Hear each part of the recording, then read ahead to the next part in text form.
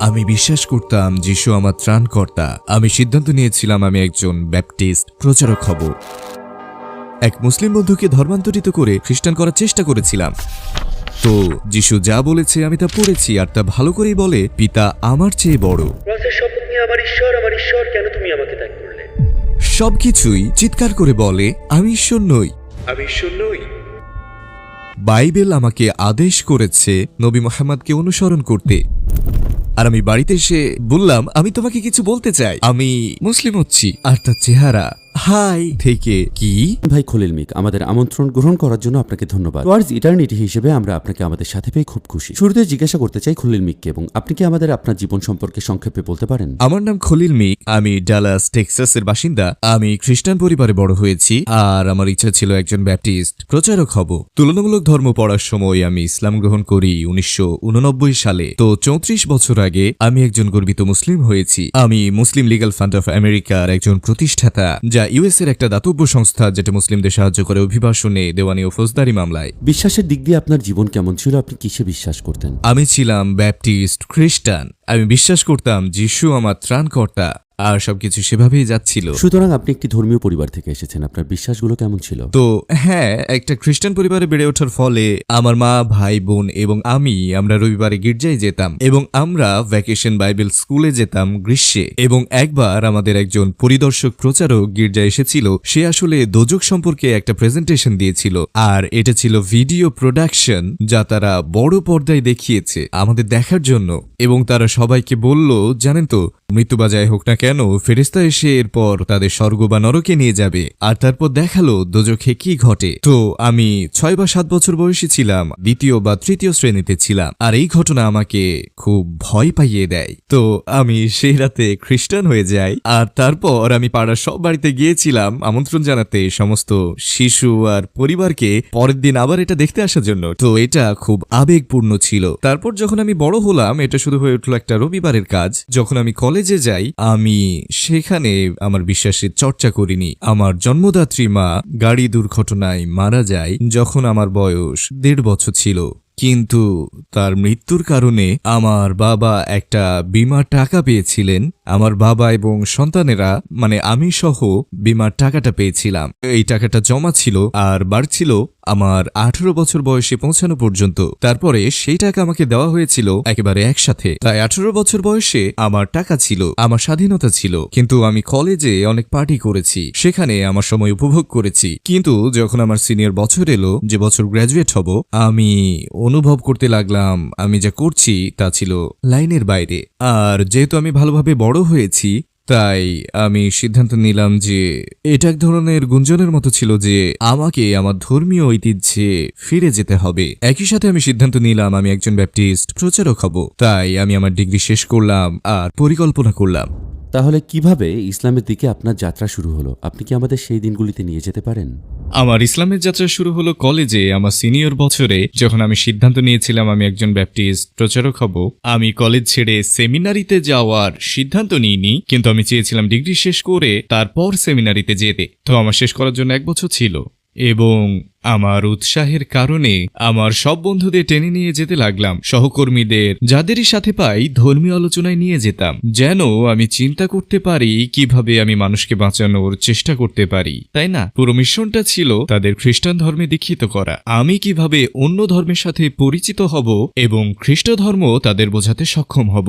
বিনোদন হিসেবে আমার সিনিয়র বছরে আমি সেটাই করেছি। আল্লাহকে জিজ্ঞেস করেছি আপনি কি বিশ্বাস করেন এবং কেন, এবং আমি তা শুনতাম। এক মুসলিমের সাথে আমার বন্ধুত্ব হয়, তার সাথে আমার আগে থেকে বন্ধুত্ব ছিল, কিন্তু কখনো ধর্ম নিয়ে কথা হয়নি। তাকে জিজ্ঞেস করলাম তুমি কি বিশ্বাস করো? সে বলল আমি মুসলিম। 80 দশকে যখন আমি কলেজে ছিলাম, আমি আসলে জানতাম না যে এর মানে কি, মানে এটা কি, এটা কি কোনো সংগঠন নাকি কোনো ধর্ম, আমি সেটা ভাবতাম। সে বলল আমি মুসলিম এবং বলা শুরু করলো সে কিসে বিশ্বাস করে। এবং কয়েক মিনিট পরে আমি তখনও শুনছিলাম, আমি মনে মনে ভাবছিলাম কথাগুলো এক বিভ্রান্ত খ্রিস্টানের মতো শোনাচ্ছে। আমি জানি না এই ইসলাম বা মুসলিম কি, কিন্তু কিন্তু এটা খুব কাছাকাছি, প্রায় এটার কাছে পৌঁছেই গিয়েছো, তাই না? তাই মনে করলাম আমি এগিয়ে গিয়ে কাউকে বাঁচাবো সেমিনারিতে যাওয়ার আগেই। আমি আমার মুসলিম বন্ধুকে ধর্মান্তরিত করতে চেষ্টা করলাম খ্রিস্টান হতে, আর সে শুধু ধর্মের কথা বলে আনন্দ পেত না, সে এতে ক্লান্ত হয়নি। কিন্তু তিনি কখনো বিতর্ক করতেন না, তিনি কখনো তুলনা করতেন না। আমি তাকে যিশু সম্পর্কে বলতাম আর সে শুধু ভাবছিল আমি কতটা ভালো আর এই কথোপকথনের সুযোগটা কতটা চমৎকার। তার যাওয়ার পর পরের বার যখন দেখা হলো,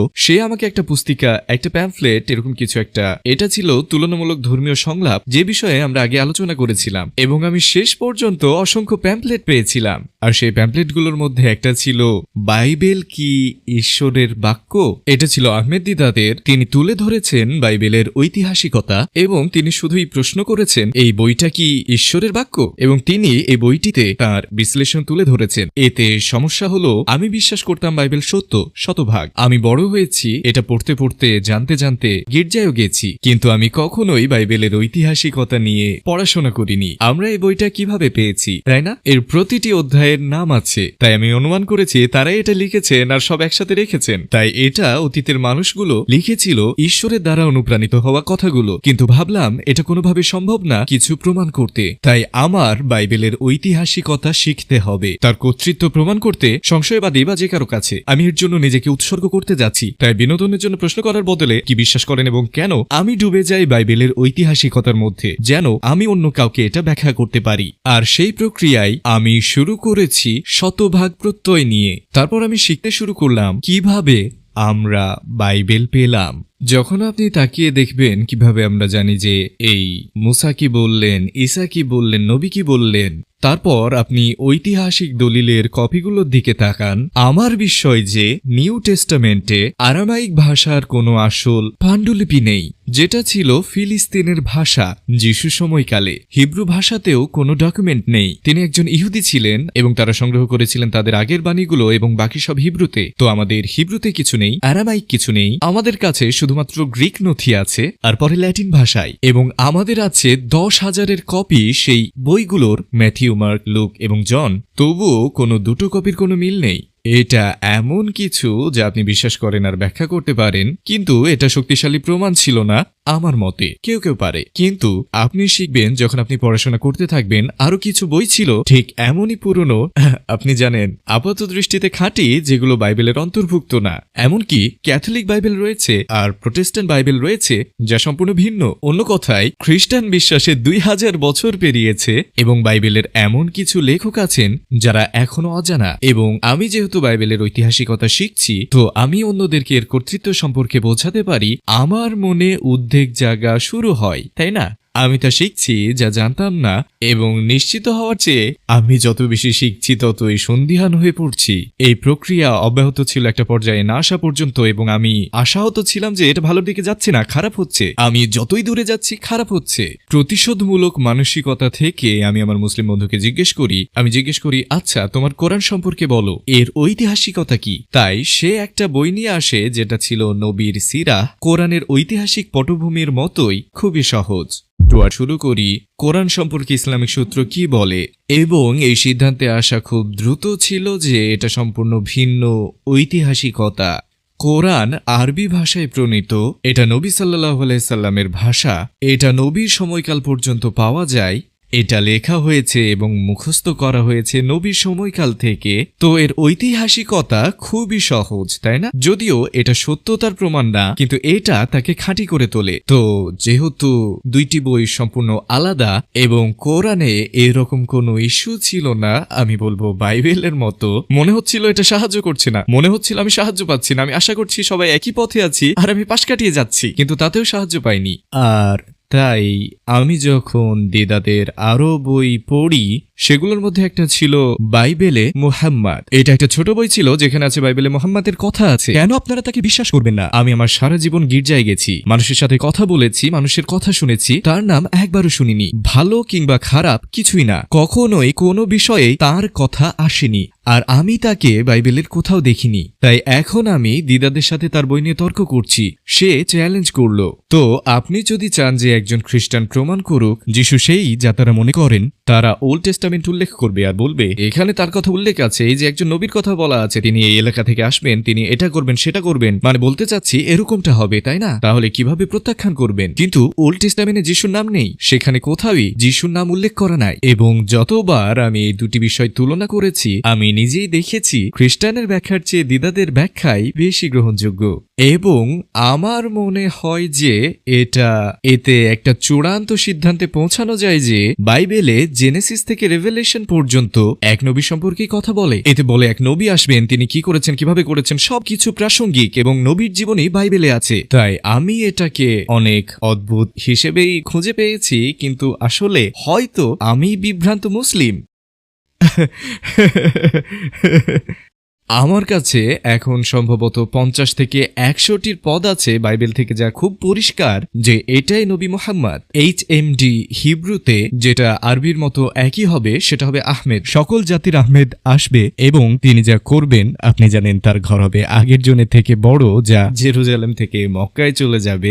এটা ডেউরোনমি 32:1-3 পর্যন্ত বলে যে ঈশ্বর সিনাই থেকে এসেছেন, সেইর থেকে উদয় হয়েছেন, যা বর্তমানে ফিলিস্তিন, এবং পারান পর্বতের উপর উজ্জ্বল আলো ছড়াবেন। তাই ঈশ্বর যদি সিনাই থেকে আসেন, এটা মুসার সরাসরি উল্লেখ। সে যদি সেইর থেকে উদয় হন, ফিলিস্তিনে ঈসার অবস্থান ছিল 3 বছর। খুব পরিষ্কার যে এখানে কার কথা উল্লেখ রয়েছে। পারান পর্বত থেকে কে জ্বলে উঠল, তাই না? এবং তিনি 10,000 সাধুদের সাথে এনেছিলেন, সঙ্গে একটি জ্বলন্ত আইন। কে হতে পারে সে? আচ্ছা, পারান পর্বত কোথায়? আপনাকে ভাবতে হবে। আর লোকেরা সবসময় এটি নিয়ে বিতর্ক করে, কিন্তু এটা বাইবেলে একদমই পরিষ্কার। এতে বলা হয়েছে যখন ইব্রাহিম তার স্ত্রী হাজেরা এবং তার ছেলে ইসমাইলকে তাদের ছেড়ে চলে আসেন পারান প্রান্তরে, এবং তিনি একজন তীরন্দাজ হয়ে উঠলেন। আর তারপর তাহলে পারান কোথায়? মক্কা। তো নবী কোথা থেকে এসেছেন? পরান। তিনি কি জ্বলন্ত আইনার 10,000 সাধুদের এনেছিলেন? হ্যাঁ, কোরআন বলে যে তারা মুহাম্মদকে ভালো করে জানবে, তারা মুহাম্মদকে চিনবে নিজের ছেলের চেয়েও সহজে। কারণ যে ওহীগুলো নাজিল হয়েছে এত স্পষ্ট, এত সংক্ষিপ্ত, এত নিখুঁত, এগুলোকে প্রত্যাখ্যান করা মানে নিজের অজ্ঞতা জাহির করা। সুতরাং তারপর একটা সমস্যা হয়ে ওঠে, এখনো যিশুর প্রভাব খ্রিস্ট ধর্মে অত্যন্ত গভীর। তিনি সেই ধর্ম, মানে ধর্মটাই তাকে নিয়ে, এবং এটি তার মাধ্যমেই পরিচালিত হচ্ছে। তো একজন খ্রিস্টান হিসেবে আপনি ভাবছেন আমি কিভাবে যিশু ছেড়ে অন্য কিছু করতে পারি? সেটা তো হতে পারে না, তা করতে পারবেন না। তারপর আমি দেখলাম দিদাদের লেখা আরেকটা বই, ঈসা ইসলামের একজন নবী। আমি ভাবলাম না, এটা না, সে তো একজন খ্রিস্টান।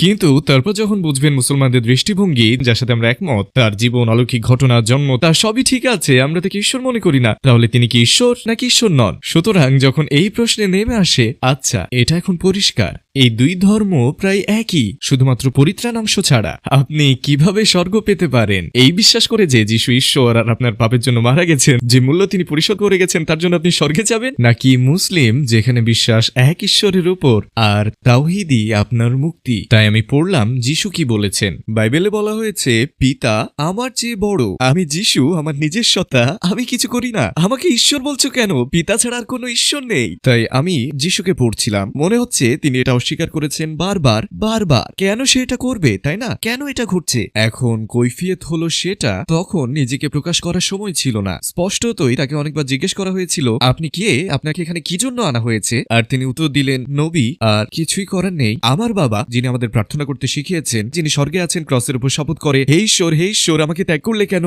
সে সবকিছুই চিৎকার করে বলে, আমি ঈশ্বর নই, তাই না? এবং কোন ধর্মতাত্ত্বিক কৈফিয়ত ছাড়াই এটা স্পষ্ট, না আমি নই। তো ভাবলাম ঠিক আছে। আমি শেষ পর্যন্ত নিশ্চিত হয়েছি যে বাইবেল আমাকে নবী মুহাম্মদকে অনুসরণ করার নির্দেশ দেয়। তো আমি ডেন্টনের একটা মসজিদে গেলাম, যেখানে আমি স্কুলে যেতাম। আমি হাজির হলাম। এখন আমার ভেতর সব উপলব্ধি হচ্ছে। আমার মাথায় কি চলছে তা আমি ছাড়া কেউ জানে না, কিন্তু সিদ্ধান্ত নিয়েছি আমি মুসলিম হতে চাই। এমনকি আমি আমার বন্ধুর কাছেও বলতে যাইনি। আমি ডেন্টনের মসজিদ খুঁজে পেলাম আর দরজা খোলার চেষ্টা করলাম, এটা তালাবদ্ধ ছিল। কিভাবে আপনি শাহাদা নিলেন? তো আমি তালাবদ্ধ মসজিদের সামনে দাঁড়িয়েছিলাম। আমি ফুটপাথে বসে ভাবতে লাগলাম আমি কি করতে যাচ্ছি, কারো যাওয়া বা আসা পর্যন্ত অপেক্ষা করব। আমি বিতর্ক করছিলাম। আমি সেখানে 5-10 মিনিটের বেশি ছিলাম না। তখন ঠিক একটা গাড়ি এলো। কেউ এলো আর সেই গাড়ি থেকে নেমে জিজ্ঞেস করলো কোনো সাহায্য লাগবে। বললাম হ্যাঁ, আমি এখানে মুসলিম হতে এসেছি। আর তিনি দরজা খুললেন, তখন নামাজের সময় ছিল। তিনি ভেতরে আসতে বললেন। তারা উৎফুল্ল হয়ে বলল আপনি এটা জানেন ওটা জানেন। এবং আমি ভাবলাম আমি জানি না ইসলামের স্তম্ভগুলো, বিশ্বাসের বিষয়গুলো। আমি যা বুঝি তা শুধু জানি এই দুই ধর্ম সম্পর্কে যে শুধু পরিত্রাণের অংশ ছাড়া এগুলো একই, হয় ট্রিনিটি নয়তো তাওহীদ। আমি নিশ্চিত যে তাওহীদই ঠিক। তাই আমি মুসলিম হতে চাই। শাহাদা নেওয়ার পর শাহাদা গ্রহণ করলাম। তারা আমাকে একটা বই হাতে দিল যার নাম হালাল ও হারাম। সেটা একটা ইংরেজি সংস্করণ ছিল। তো এটা একটা মজার গল্প। আমার কলেজ থেকে ছিল। এখন 34 বছর ধরে আমার স্ত্রী, আমরা তখনো বিয়ে করিনি। আমরা বিয়ে করার জন্য গ্র্যাজুয়েট পর্যন্ত অপেক্ষা করছিলাম, কিন্তু আমরা 3 বছর ধরে ডেটিং করছিলাম। আমরা এঙ্গেজড ছিলাম, আমাদের বিয়ের পরিকল্পনা ছিল। আমি এই সমস্ত মানসিক গবেষণা করছিলাম। সে ভাবছিল আমি ব্যাপটিস্ট প্রচারক হচ্ছি। আমি সিদ্ধান্ত নিলাম আমি মুসলিম হব, ঠিক আছে, কিন্তু আমি কারোর সাথে কথা বলিনি। পুরো সময়টা নিজের ভিতরে এটা রেখেছি। তাই যখন আমি মসজিদে যে শাহাদা নিয়ে বাসায় আসি, আমি বললাম আমি তোমাকে কিছু বলতে চাই। সে বলল কি? আমি মুসলিম হতে যাচ্ছি। আমি শাহাদা নিয়ে মুসলিম হয়েছি। আর তার মুখ আমার দিকে তাকিয়ে হাই থেকে কি তুমি কি করেছো? বললাম আমি মুসলিম হয়েছি। বলল কেন এমন করলে? আর সে চিৎকার করা শুরু করলো আর বিরক্ত হওয়া শুরু করলো। সে বলল আমি জানি না এটা কোথা থেকে এসেছে। আর সে তালিকা করা শুরু করলো সেই সব জিনিসে যা সে কখনোই করবে না। বললাম শান্ত হও, আমার জন্য খুশি হও, তুমি কি করবে তাতে আমার কিছু যায় আসে না, আমার জন্য। তো সে শান্ত হলো। আমার কাছে হালাল আর হারামের সেই বইটা ছিল। তো আমি বইটা পড়ছিলাম আর আমি খুব অল্প সময়ের মধ্যে জেনেছি মুসলিমরা সুদের ব্যবসা করে না। আমি ফাইন্যান্সে ডিগ্রি নিয়ে স্নাতক হয়েছি। আমি সুদের হারে বিশেষজ্ঞ, কিভাবে টাকা দিয়ে টাকা ইনকাম করা যায়। আর আমি ব্যাপটিস্ট যাজক হতে যাচ্ছি না। তো আমি ভাবলাম তাহলে আমি কি করব? আমি খুঁজতে শুরু করলাম আমি কোন কাজ করতে পারি। তো আমি একটা চাকরি পাই ট্র্যাকিং বিক্রয় প্রতিনিধির। ব্যবসায়ীদের ফোন দিয়ে বলতাম আপনার পণ্য পাঠানোর জন্য আমাদের ট্রাক ব্যবহার করুন, ঠিক আছে। আর এভাবেই আমার আয়ের শুরু হলো। আর হালাল হারামও একটু একটু করে পড়ছি। এটা বলে যে মুসলিমরা শুকর খায় না। আমি ভাবলাম শুকরের মাংসকে খ্রিস্টানরা আগে খারাপ ভাবতো। যিশু মারা গেলেন আর সব পাপ মুছে গেল, তাই এখন এটা খেতে পারে। তাই আমি শুকরের মাংস খেয়ে বড় হয়েছি। কিন্তু মুসলিমরা এখনো শুকরের মাংস খায় না। তো আমি স্ত্রীর কাছে গিয়ে বললাম আমি কিছু শিখেছি। সে বলল কি? বললাম মুসলিমরা শুকর খায় না। তো যখন তুমি খাবার তৈরি করবে বা যাই করো না কেন, এটা আমাকে দিও না। সে বলল কি পেয়েছো তুমি? সে আমাকে তার দুঃখিত চেহারা দেখালো আর তারপর ভাবলো আমি একটা কাল্টে সত্যি যোগ দিয়েছি। আর সে বলল আমি এটা করতে যাচ্ছি না। সে বলা শুরু করলো সে কি করবে না। আমি বললাম এটা নিয়ে চিন্তা করো না, যা খুশি করো, আমাকে শান্তিতে থাকতে দাও। আমি কয়েক পৃষ্ঠা পড়লাম আর এটা বলে মুসলিম পুরুষরা স্বর্ণ পরিধান করে না। আমরা ইতিমধ্যে বিয়ের জন্য একটা স্বর্ণের ব্যান্ড বাছাই করেছিলাম। আমি তার কাছে গিয়ে বললাম আমরা কি পরিবর্তন করতে পারি এই ব্যান্ডটাকে রূপার সাথে? সে বাগদানের আংটি ছুঁড়ে ফেলে রুমের অন্য প্রান্ত থেকে বলল আমি কখনোই। আর তার মন খারাপ হলো। এরপর শান্ত হলো। আর তারপর এবং আমি ভাবছি ঠিক আছে, কিন্তু সে এক কথায় বলতে গেলে আমরা শেষ পর্যন্ত আমি তাকে মসজিদে যেতে রাজি করেছিলাম। আমরা ইসলামিকভাবে বিয়ে করি এবং আমি গির্জায় যাই।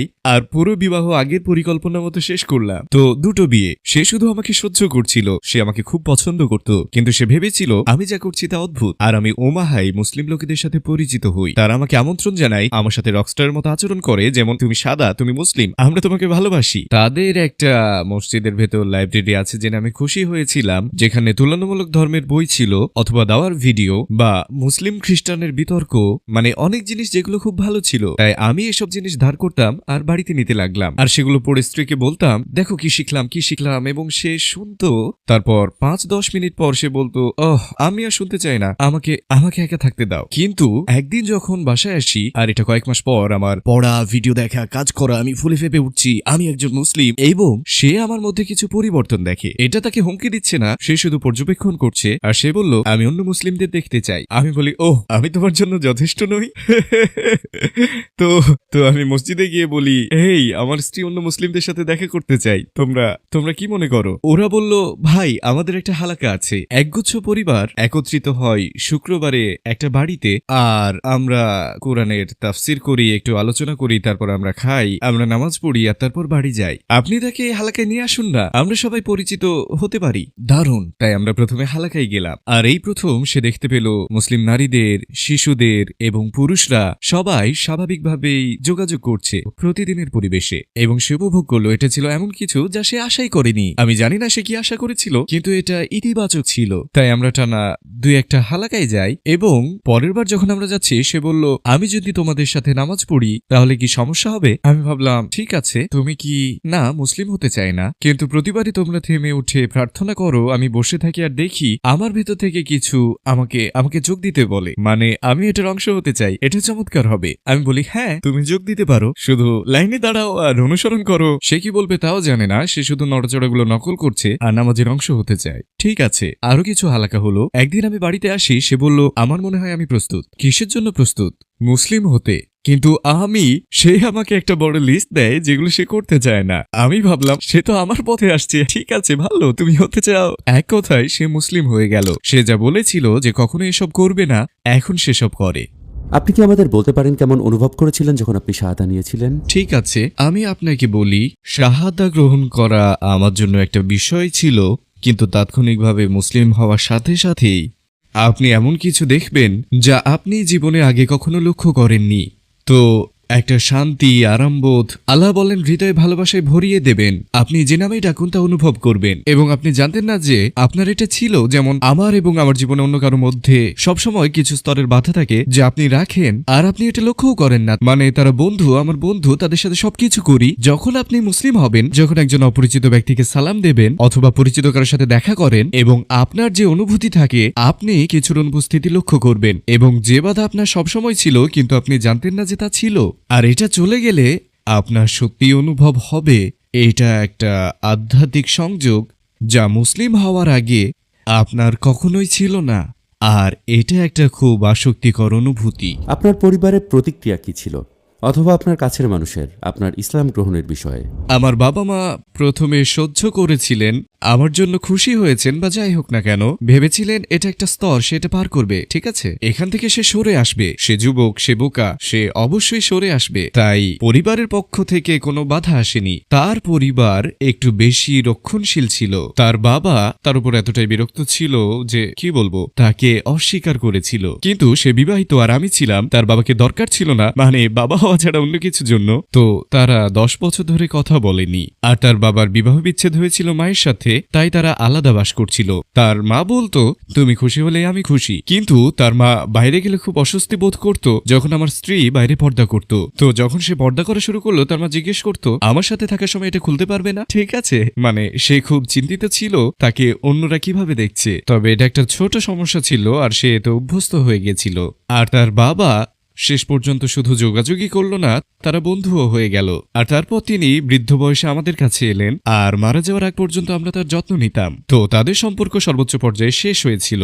প্রথমে একটু অস্বস্তিকর ছিল, কিন্তু আমি ভয়ঙ্কর সব গল্প শুনেছি, তো আমি ভাগ্যবান ছিলাম, আমরা ভাগ্যবান। আর রাসূল সাল্লাল্লাহু আলাইহি ওয়াসাল্লাম সম্পর্কে আপনি কি ভাবেন? তার কি বিষয় আপনাকে সবচেয়ে প্রভাবিত করেছে? নবী সম্পর্কে সবার যা পছন্দ থাকে তা হলো তিনি প্রতিটি সমস্যা মোকাবেলা করেছেন যা আমরা আজ মুখোমুখি হই, হোক সেটা মিডিয়া বা অপব্যবহার বা সহিংসতা, যাই হোক না কেন, বা তার নিজের পরিবার, তার নিজের সম্প্রদায়ের সাথে ঝামেলা।